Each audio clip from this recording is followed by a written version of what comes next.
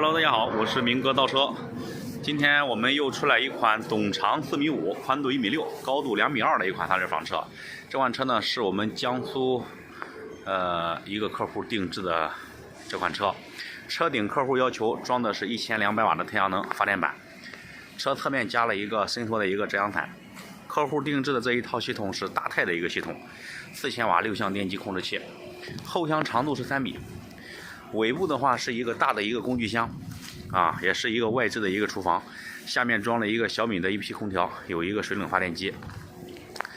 内饰的话，客户选择的是卡座式的一个组合床，这个地方是一个卡座式的一个组合床，也可以秒变双人床，因为客户是夫妻2个人，这个地方没有要柜的，直接做一个双人大床，上面是要的一个吊柜，额头一个储物柜，这边有一个冰箱。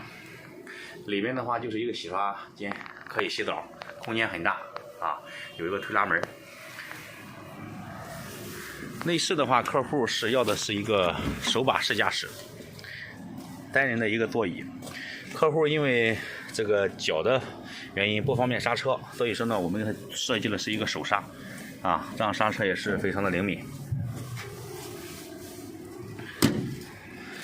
这款车你们觉得怎么样？喜欢的点赞、留言、加关注吧。